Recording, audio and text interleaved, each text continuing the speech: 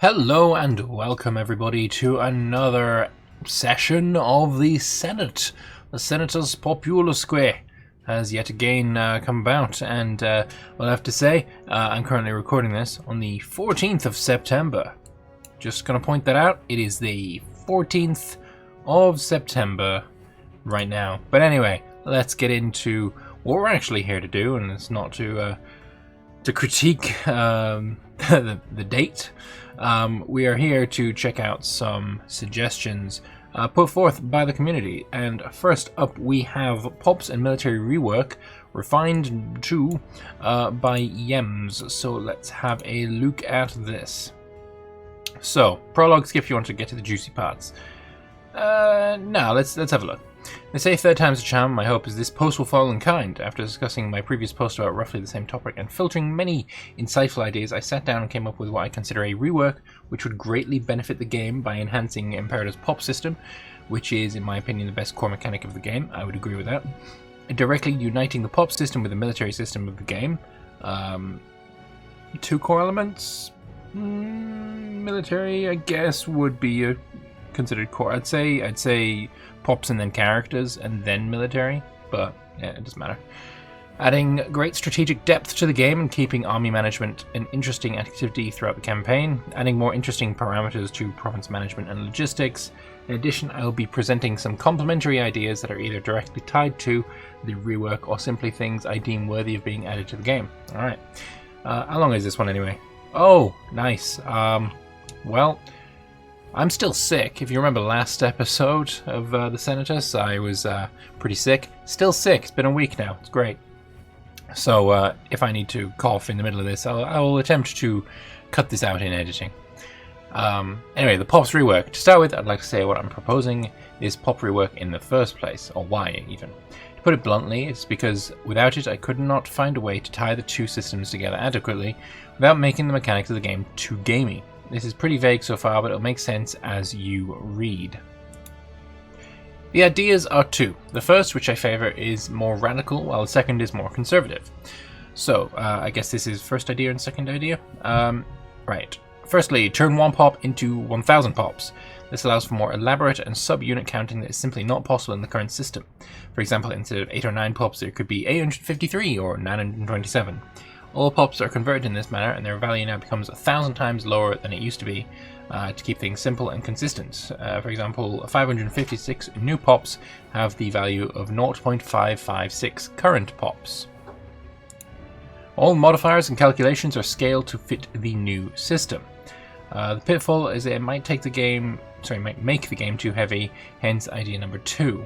Yeah, with more pops, there would be, I guess, a little bit more load on the system, whether it's, catered to handle to that level of, granularity or not is something entirely, I don't know about. And maybe it is. Maybe it can handle it. I don't know. But idea number 2, keep the old system but add decimal units to it. For example, 0.8, 4.6, 8.2 pops.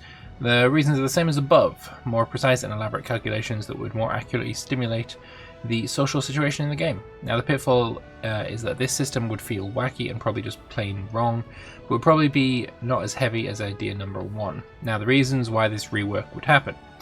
Military system rework and unification with the pop system. I'm guessing already the reason this would work is because you want to turn pops into troops.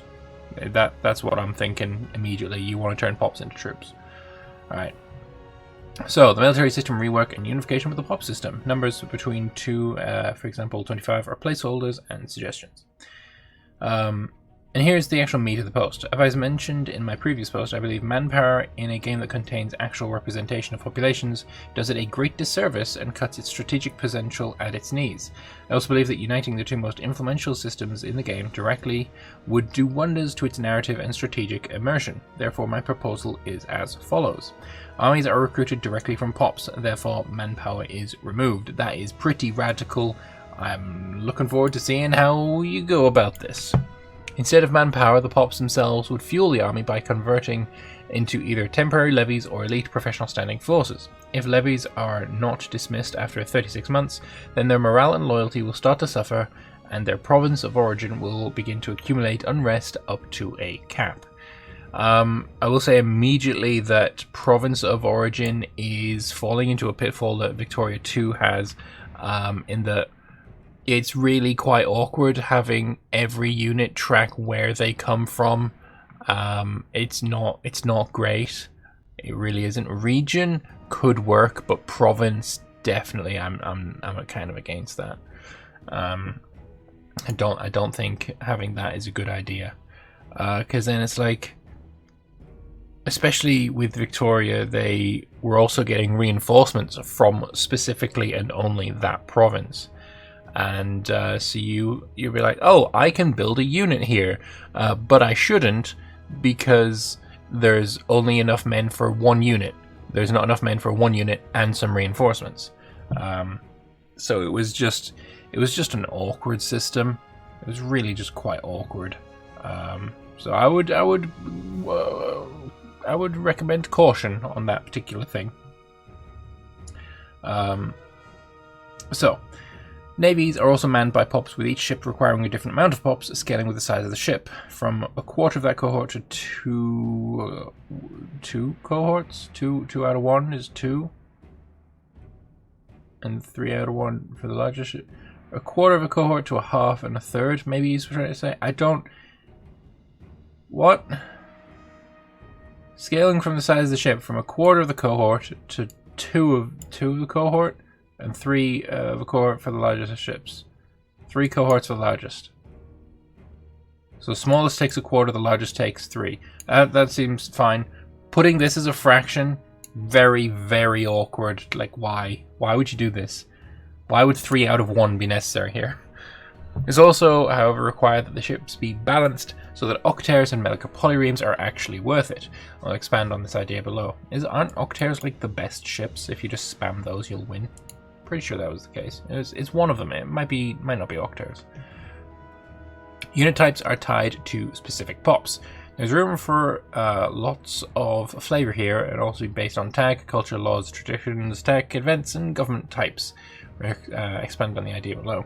Garrisons are provided by the local population of a province and territory, or maybe the player AI can subsidize a province from another one in order to strengthen certain points, like border frontiers. Can I just say you need a 4-point A here? When you take a city from an enemy that has a garrison, or needs a garrison, say it's got a fort in it in the current game mechanics, it's not just going to fill up with magic people. You're going to have to lose some men out your army to garrison the fort.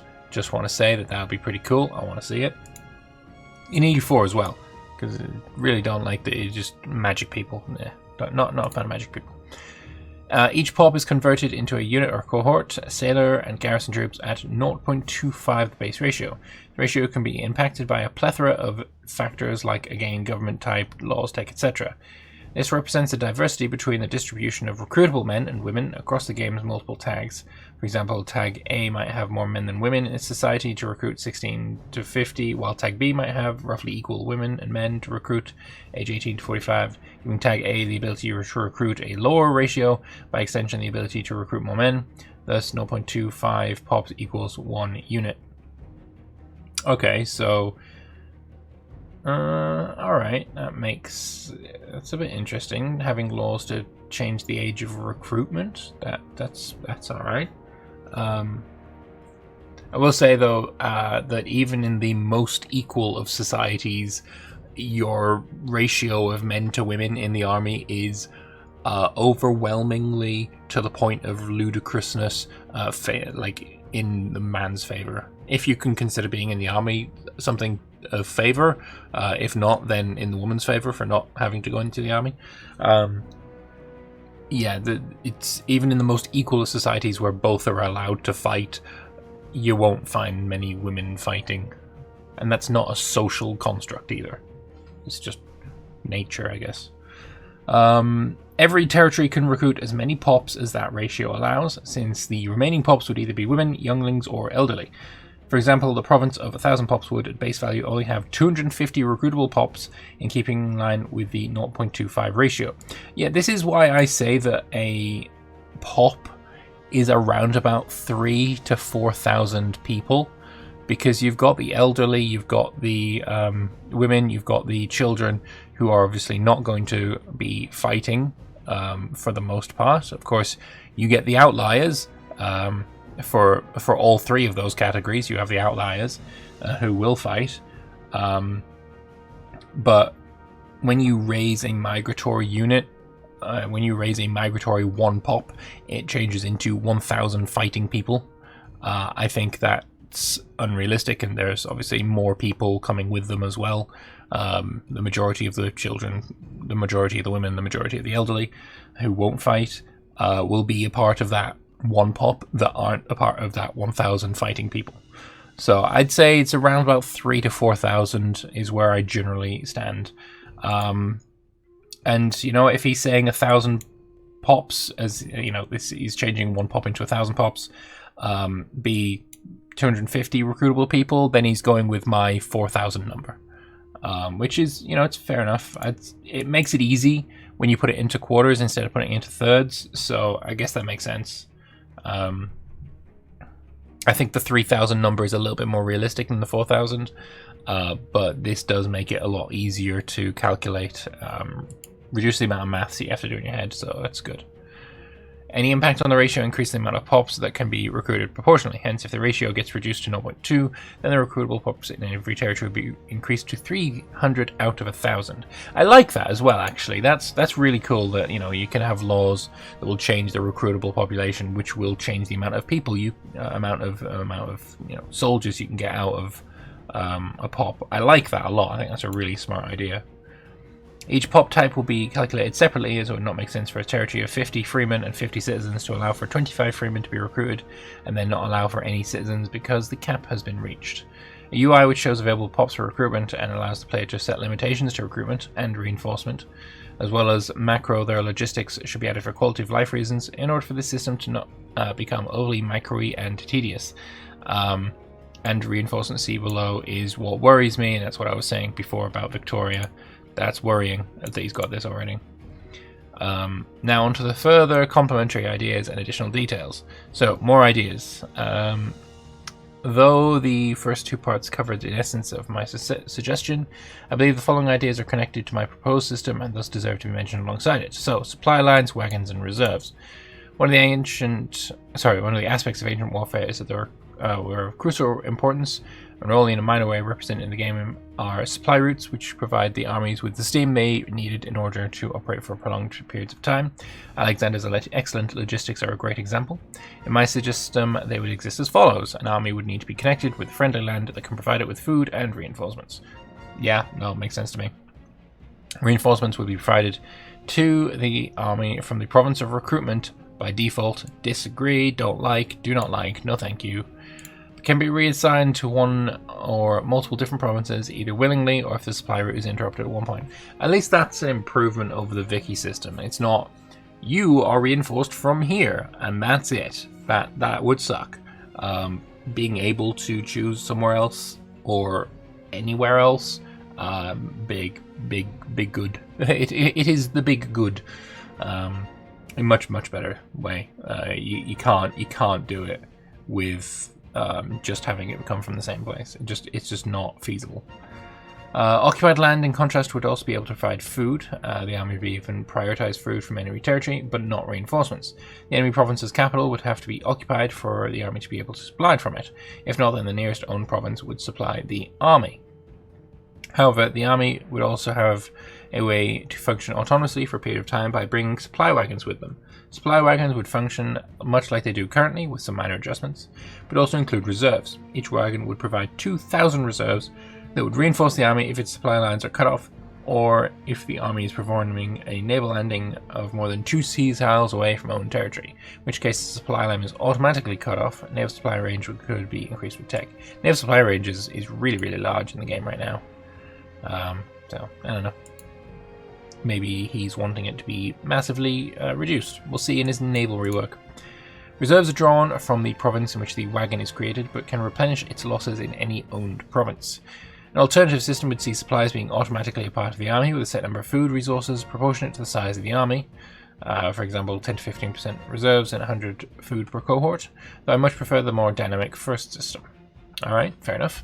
The naval rework. It would have been more a major point if I had concrete suggestions, but alas. My idea is to make ships relevant outside wartime by adding commercial value to them and rebalance them around the new POP system.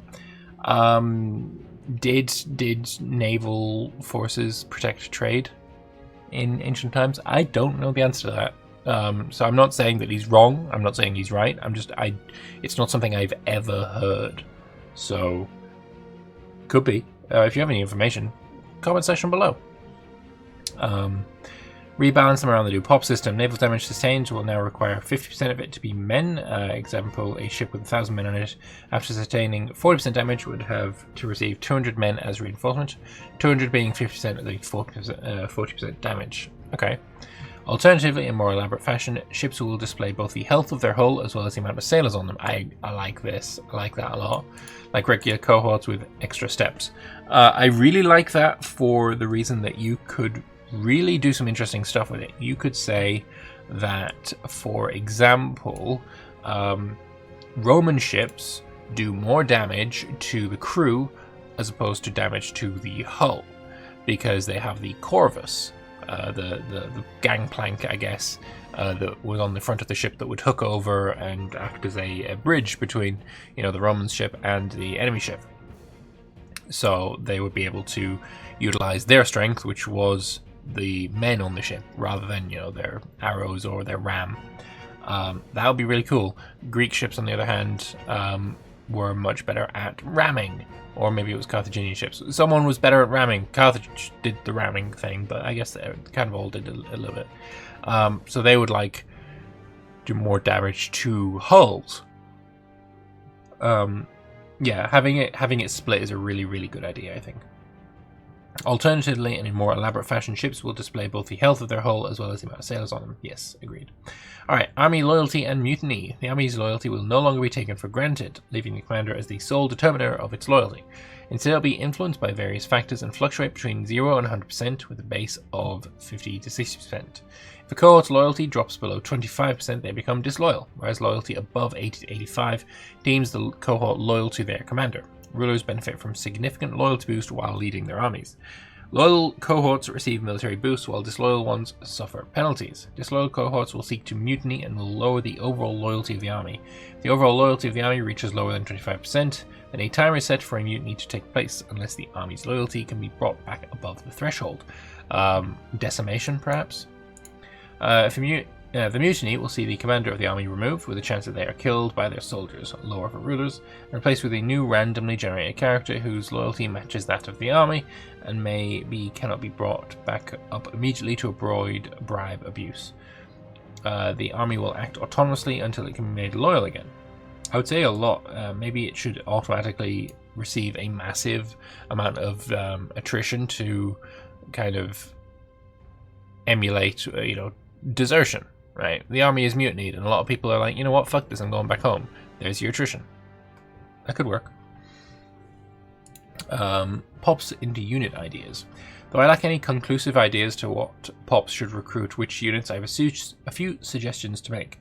Perhaps certain units can only be recruited by pops of specific cultures and culture groups, and made available to the rest of the population after said culture has been integrated or been given certain rights through decisions, a bit similar to CK3's cultural innovation system. Tax and government types should play an active role in determining the type of units that certain pops can recruit through both their type and laws, which are themselves influenced by technology. An aristocratic republic should give great attention to its nobles and their probably heavy cavalry, while a democratic one would care more about freemen and citizens, or something like this. Sorry peeps, don't have anything more concrete here, at least trying to tease your creative minds. Finally, it should be tag-specific flavor. Romanist Marian reforms are the best example I can provide here, which in-game could allow freemen and citizens to recruit heavy infantry. Marian reforms were a lot about, allowing more people to join the army, and less about, it wasn't just Roman citizens. You could now recruit people who aren't citizens. So I guess pre-Marian reforms, you could only have citizens be in the army, and post it would be open to freemen now. I guess that kind of works. I think as for pops to units, I think citizens in Rome should be the ones that are the only ones that can create cavalry. For example, Freeman would be the infantry. Or Freeman would be light infantry, and then when the Marian reforms happen, then they can now be heavy infantry. Something like that would be really cool, really flavorful. Having citizens and nobles be the ones that can be the cavalry, and the Freeman be the regular infantry would be a good idea overall. And then change it on a per culture basis. I think that would be a pretty decent idea. I don't know, but there's certainly an idea there that can be expanded upon. Buildings, military colonies, and standing forces. Buildings and military colonies would provide the player, or AI, with the ability to modify their territories with far greater specificity than other factors allow. There could exist a building that could allow a player to recruit 3% more pops in the territory in which they're built, with diminishing effects, alongside other bonuses, or another one that reduces the conversion ratio by negative 0.02%. Numbers, yep, sure. Designating a territory as a military colony would see it gain significant boost in the military resources it can provide to the player, but suffer from a penalty to its economic activity, simulating the alleviated taxes that professional soldiers usually enjoyed. Any tag would have the ability to create one or several elite forces. They would be kept permanently in action, much like the current armies are, would be of far superior quality than any levied army, but would be a challenge to maintain. Perhaps their upkeep could be several times bigger than that of regular cohorts, and their size limited by various factors I've mentioned above. Special unit forces should be available to tags like the Achaemenid Empire, the Immortals. The Thieves can get the Sacred Band. Rome can get the Praetorians, provided it can become an empire. Certainly much more detail that can be added to the idea of standing professional armies, but I believe this covers the general idea. I think Rome having standing professional armies existed before the Marian reforms, and certainly before it became an empire. So, maybe the Triarii could be it. That's pre-Marian.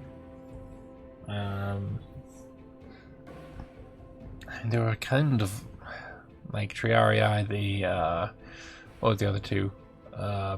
Principe and not Equite. That was the cavalry. There's one more of them. Hastati. They were all professionals. They were not just levied and then let go and then levied and then let go. That's not how the Roman army worked. I think that was like when the army worked on a levy system. That was like before the Samnite Wars. I want to say the Polybian reforms, but I know that's almost certainly wrong. But there were some reforms, and then you had a professional army, and then there was more reforms, and you had the standard legionnaire replacing the Hastati, Hastati, Principe, and Triarii, kind of triplex axes. I mean the idea of different countries getting different types of units is a solid one. I just disagree with Rome having this specifically. I hope you had a pleasant read. Grace me with your suggestions, corrections, and discussions. You can also find the original post. I'm not going to click that. We've read this post. Help if you made a shorter version of your suggestion. Would help my throat for sure. But yeah, my thoughts on the suggestion. I agree that I think it would be a benefit to tie Pops and the army together. I think that would be very, very interesting. I would say that you need to avoid the pitfalls that Victoria II fell into, with its armies being tied to Pops. You'd need to rework the Pops themselves. I agree with that. I think probably reworking the Pops so that it wasn't the current noble, citizens, freemen, tribesmen, slaves. I think that would need to be changed in general. But overall, it is a good suggestion that I do think is pretty cool. So yeah, I'm gonna say that that's a solid suggestion. It's a very solid suggestion. Let's move on to the next one, which is Starchitect's thread titled Control, an integrated mechanic for distance, war, and peace. Let's have a look at that. And I know Starchitect, he's a really cool guy. He's very, very smart. So I'm looking forward to this one. This is a refinement of my post late last week, which proposed a new mechanic inspired by CK3's province control system. Also, my own Texas's communication efficiency is very dear to my heart. Mine too. It is, however, a new take uniquely suited for Imperator that can make use of its unique mix of characters, pops, and a highly granular map. So why? The goal here is to change how warfare works by making it easier to take vast swaths of poorly controlled land, yet more difficult to take the core heartland of your adversary. It should be easier for Rome to take distant bits of Iberia from Carthage than to conquer Carthage itself. This should encourage historically plausible expansion while also giving you a way to build up your empire internally. I also hope it will make playing tall more interesting and create new incentives to establish client states and satraps along your borders. I will say it is already easier to take Iberia from Carthage than to conquer Carthage, purely by it being less war score because of fewer pops. But I imagine that what you're trying to say, well, I know it's what you're trying to say because I read this one before, is that because it's further away, it's even if they have the same number of pops, it would still be cheaper because it's further away from the core territory of Carthage, which is Carthage. Alright, so let's have a look. Control is a new stat present in each territory on the map that ranges from 0 to 100. Each territory will have an expected equilibrium value that will trend towards based on distance from your capital as well as infrastructure, so roads, ports, and buildings. Control can also be modified temporarily by events, your governor, province loyalty, war, and occupation.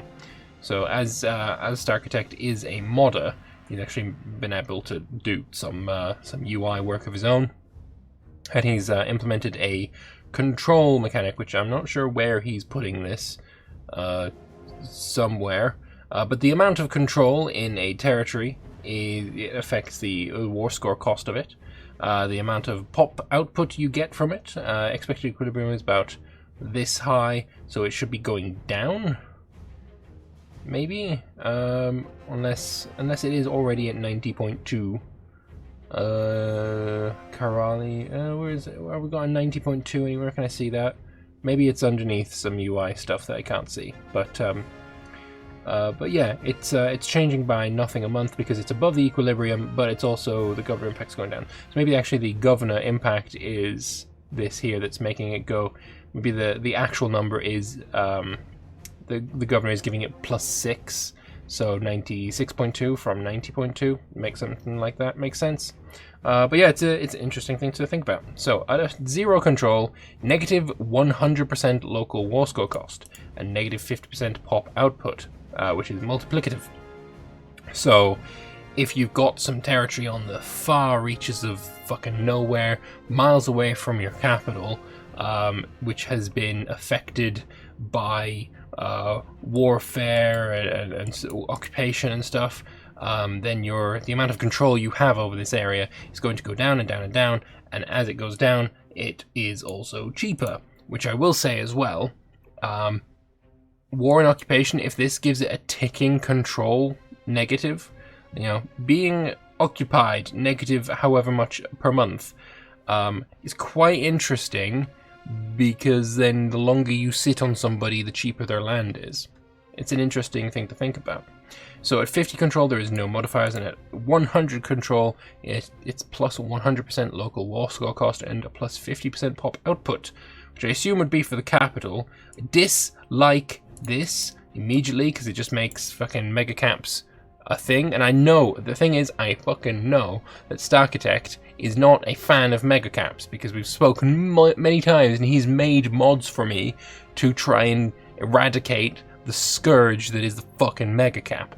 So I know he doesn't like this mega cap thing, but at the same time, if you've got 100 control, which I imagine you would have over your capital city, you're probably gonna be, you know, wanting to put as many shits there as you can.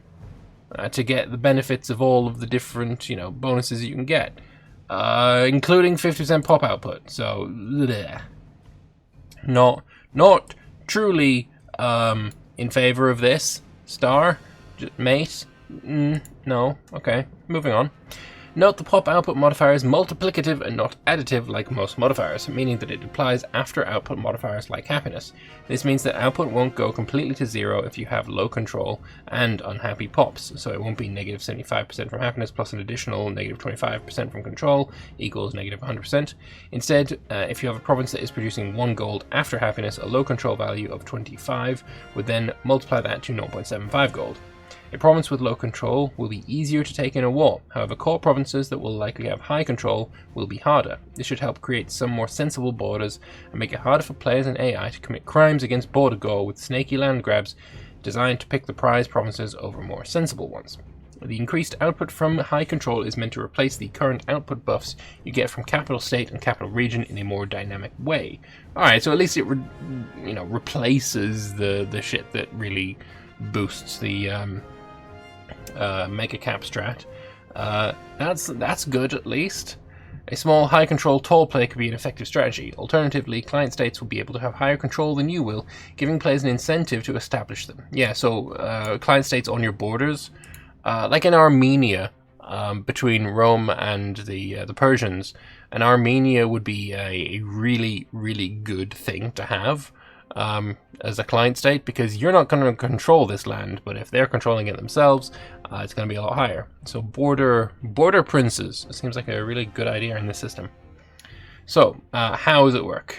Control base value. Control has a base value equal to the distance to capital as a percentage of your diplomatic range. This means your capital would have a base control value of 100, and territory at the very edge of your diplomatic range would have a base value near 0. However, the travel distance can be modified by roads, ports, and terrain. So if you have a road from Rome to Cremona, instead of it having a base control value of 50, being roughly half your diplo range away from Rome, it may settle around 65 or so. Note these are example numbers, and I'm suggesting using diplomatic range as a base, since it already changes with rank and has inventions that can modify it. But late game diplomatic range can be quite large, so the system would likely want its own balance. Yeah, that's what I was immediately thinking. Late game diplomatic range is irrelevant, and as such I think maybe it should not be affected by, rank. Oh, you've taken one more province, so all of these places here that were really low control are now much higher control because your diplomatic range is increased. No, that sounds fucking awful, and not a fan. It's a good starting point. Agreed. Yeah, no, it's a good starting point. It's not perfect. It would need its own thing. So, trending towards equilibrium. Control will always trend towards this base value, but other factors can modify it temporarily. Somewhat like stability, the further away control is from its base, the stronger the monthly pullback towards the base will be. For simplicity's sake, let's imagine that control changes by 0.1 per month for each 10 points away from the base it currently is. So if you have territory with base control of 60 from distance, but recent war and events have temporarily brought the territory down to control 50, you gain 0.1 control per month until it levels out at a base control value. Cool, yeah, just trending towards equilibrium. It's what we used to have with loyalty, and I kind of want back. I'm flip-flopping on the loyalty thing, but this isn't about loyalty, so let's move on. Occupation and control. The main way the system interacts with warfare, apart from the base effect on war score cost, is that occupation is applying a ticking debuff to control, while occupied territories start losing control. Example numbers again, but let's say that it is 0.5 control per month while occupied. A long occupation can have a devastating and long-lasting effect on a province by crashing control. Plus, the longer you occupy a province in a war, the cheaper it will be to take in a peace deal. Remember, this will be offset by the distance from equilibrium, so the further away from the natural control level of the province, the slower it will decay, and a province with at least 50 control could never decay to 0 because of the occupation alone. Alright, but what about a province with like 100 control, like the capital? How long would you need to keep the capital occupied to make it go down to... Would that be able to go down to 50, or is like 75 the max? I don't know exactly how the equilibrium works mathematically, so I don't know, maybe it would. Maybe it could, I don't know. So here there's low control in Urki, so it's cheaper to take by quite a bit. The pop output is down by quite a bit. Expected equilibrium is at 35. It's being occupied, so it's going down. Changes by a certain amount per month. Cool, good stuff. It's just a UI mockup. I've not actually managed to do this for real in-game. Fair enough. So, instant ownership change at zero control. Should an occupied territory reach zero control and hit border a territory owned by the occupier, it should instantly switch owners. Ah, that's I like that. That's really cool. It has a war score cost of 0 at that point anyway. This could allow for interesting border wars between two big powers, think Maori and Seleucids. It will add a new layer to warfare. The war score cost change from low control itself adds extra incentive for a defender to accept peace, as prolonging a war just makes it easier for them to lose additional land. At the same time, it does not overly encourage an attacker to sit at full occupation, because they're damaging the control in all the land that they occupy the longer they stay there. Potentially, there could be some need to make sure war exhaustion increases when you occupy a lot of territory to keep things balanced, but the base incentives make a lot of sense. So we got Governor Impact. One of the temporary modifiers to control can come from Governor's loyalty multiplied by their charisma. For example, 10 Charisma Governor with 60 Loyalty will add 0.06 monthly change to control. Over time, this skilled Loyal Governor will raise the average control in all territory they govern by 6, before it equalizes with natural decay. A less skilled or less loyal governor will have less impact. Since your capital region always has a governor with 100 loyalty, here you will get the full benefit of your ruler's charisma. Elsewhere, the effect can vary based on skill and loyalty. I choose charisma here because I generally would like to see more impact from governor skills beyond just civic skill, which can create more interesting trade-offs while selecting governor. I was thinking, would civic not be better, but I suppose there is already civic bonuses. There's not much for charisma bonuses there. So I guess it makes sense. The loyalty of a province will also temporarily alter its effective control. The simplest way to do this is multiply the base control percentage by its province loyalty. So a province with 50 loyalty will see the base control level of all its territories reduced by half. A fully loyal province will also have no control loss, and a completely disloyal province will eventually see control decay to 0, making the land ready to quickly defect once you end up in a war. If a province loyalty goes down to 0, you have a rebellion on your hands anyway, so I'm not sure this is necessary. Holding owner collects what you do not. Province control multiplies pop output. However, any income lost this way does not just vanish into the ether. Instead, it's collected by the holding owner, if it has one. Likely the simplest way to do this would be modify the holding income from the province by the inverse of control. This means that characters who own land in areas you do not have good control over will themselves grow more powerful, be more likely to use their money to buy power and influence and demand jobs or even raise an army against you. Areas with low control should also have a chance to spawn more minor characters of the culture and religion of the province, and grant them holdings, giving competition to major families, which usually have more concentrated holdings around the capital. I like that. That's really, really interesting. Spawning characters of the culture and religion of the province. I like that a lot, and having more than just the major families having holdings is really, really interesting. I like that a lot. All of this will open up a new set of potential flavor events that may temporarily alter control. Buildings like courthouses may have an impact on control, as would state capitals. Disloyal characters with holdings can now have potential schemes to decrease control in territories they have holdings in, spending their own money to gain a little more autonomy and money for themselves. It's a flexible system integrated into many of the game's existing mechanics with potential to create a lot of compelling gameplay. I think this is cool as fuck. This is cool as fuck. I'm liking it. Starchitect, you are very, very intelligent, glorious human being, and I am sold. I'm sold. Yeah, you can have a like on that one, mate. You sold me. I think that's really, really cool. I really think that's really, really cool. I think this would pair really well with the suggestion. This is Starchitect again, so I may as well have a look. 1.5 set a soft cap on to expansion with A instability. However, there's still a third mechanic to limit expansion that doesn't quite make a lot of sense without adjustments. War score cost. Historically, borders either changed to almost nothing as a result of skirmishes or by huge swaths of land at a time. In the current state of the game, however, we still get huge swaths of land, but only if we siege down a defensive league of many small countries, annexing them each in separate peace deals. If we fight a major power, we may need successive wars to annex them, no matter how much we ruffle stomp them every time. Doesn't feel right. Yeah, I agree with that. From a gameplay perspective, I understand that big fishes should not be able to be eaten fast, so there's a competitor looming. In a normal game, let's exclude world conquest runs for a moment, there are plenty of big fishes left until endgame. I suggest 2 changes to make war score system more sensible. Only allow separate peace deals if you leave the country that is being pieced out with 1 province or more. Why would anyone make a separate peace deal that involves the full annexation of the land? Because they've got no fucking choice. It doesn't make sense because it's effectively a total war. Nothing is worse than full annexation, meaning if the aggressor demands this, you have every reason to fight on, just on the off chance that the peace deal with the war leader doesn't end with the end of your country. It makes sense. No, that makes a lot of sense, actually. But at the same time, that would piss me right the fuck off. Just saying. Adjust war score cost of a territory by war exhaustion. Yeah, I prefer control. I guess war exhaustion affects control, though.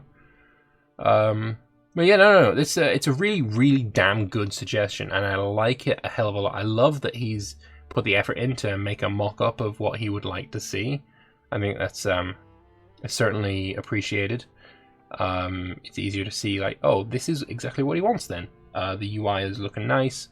I would be in favor of this just being straight up ported in, because it's really, really good. So, yeah, Starchitect, that is a thumbs up from Lambert. There you go, buddy. Alright, what is next? We have next... In third place, we have 2 tied threads that each received 14 votes. First one is Winged Lion's suggestion, fleshing out the family model with household mechanics. Let's have a look at this then. Families have been, since the beginning of Imperator, one of the most important yet simultaneously least dynamic aspects of the political system, with the only important things simply being the loyalty of the family head and making sure that each family has enough posts. I'd like to propose fleshing them out by creating family households. So every family has a household led by the head of the family, which includes its family members, their wives, family holdings, and employees. Households employ a variety of characters, giving more opportunities for characters to earn wages and thus amass wealth, as well as statesmanship. These roles include the family tutor, orator, steward, scribe, and household guard. I think this guy really likes Crusader Kings, let's put it that way. Yeah, I think so. I think definitely that's the case.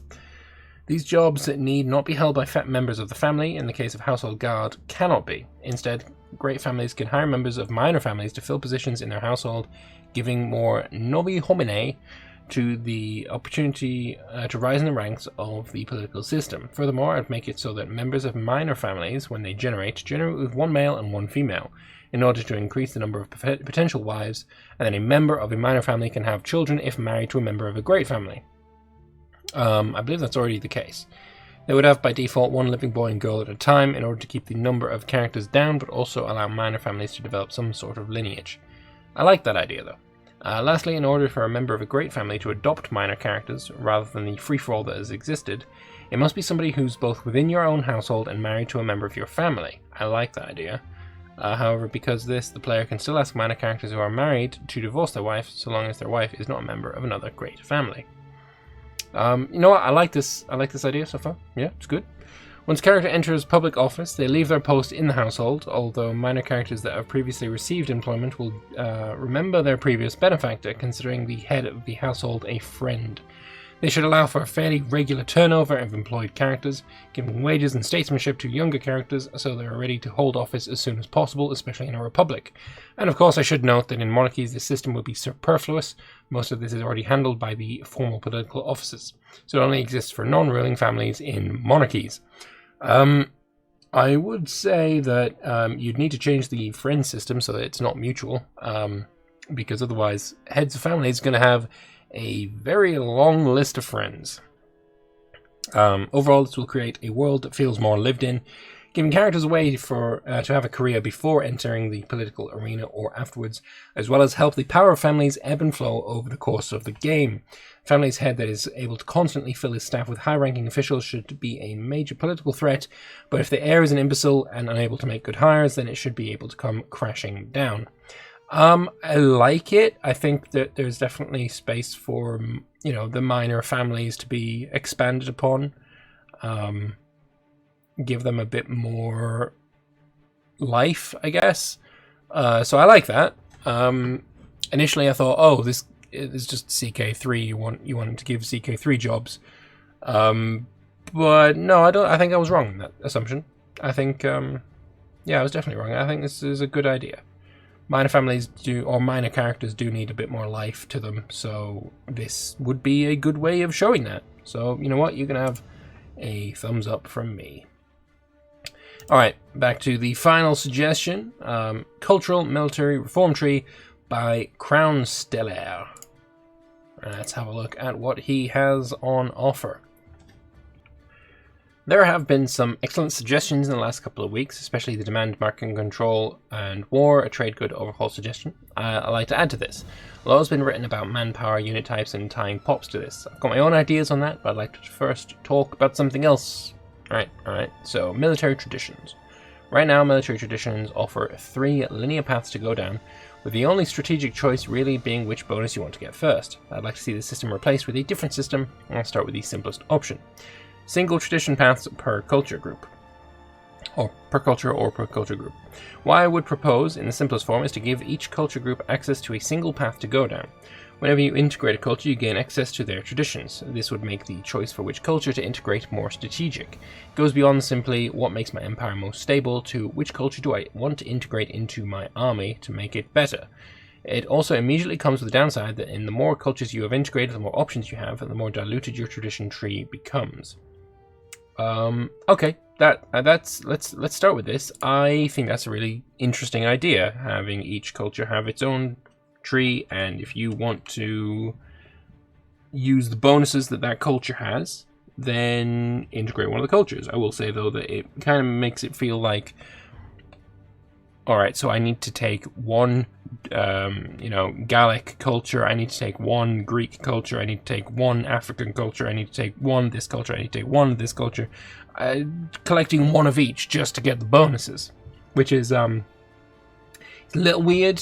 It's a little bit weird. I feel like that would be like the strategy somewhat, which is it feels a bit odd. No, we'll see. For example, in North Africa, the Numidians would only have access to the tribal path, allowing them to turn their light cavalry into the best light cavalry in the world. Carthaginians would only have access to the naval path. The Numidians, having no naval experience, could decide to integrate the Carthaginians to get access to their naval expertise.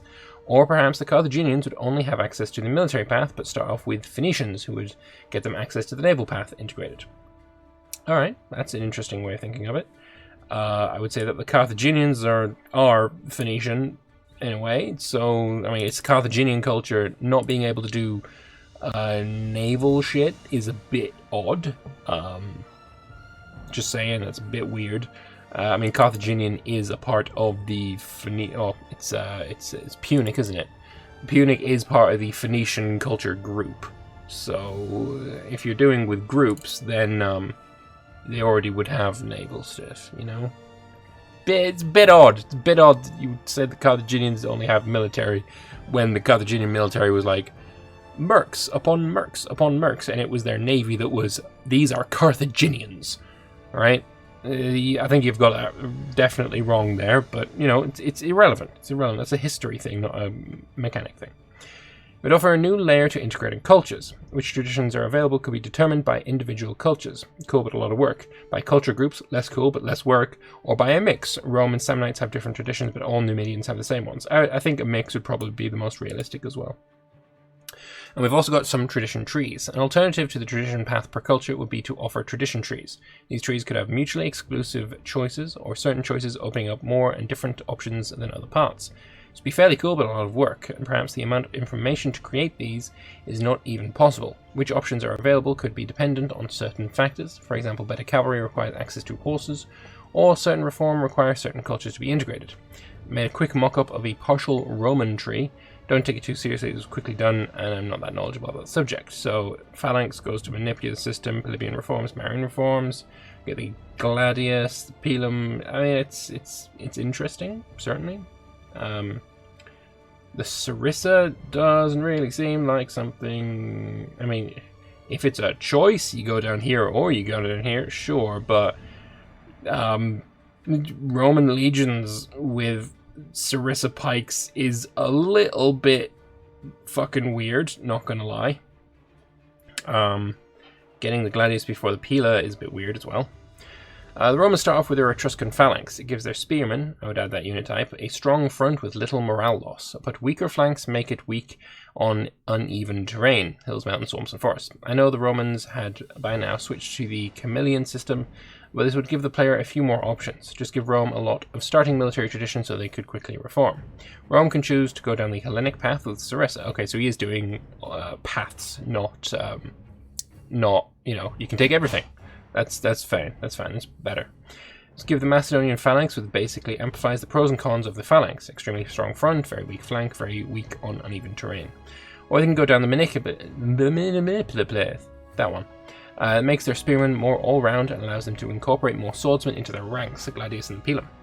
This would open up the Polybian and Marian reforms. It would allow Rome to make better use of their manpower at the expense of giving lower classes more political weight. The Polybian reforms could, for example, allow you to use 25% of your freemen as citizens for the purpose of army recruitment, at the expense of slightly less strong citizen units. Marian reforms could, for example, amalgamate all manpower into a single pool at the expense of less manpower from citizens and nobles and slightly less quality.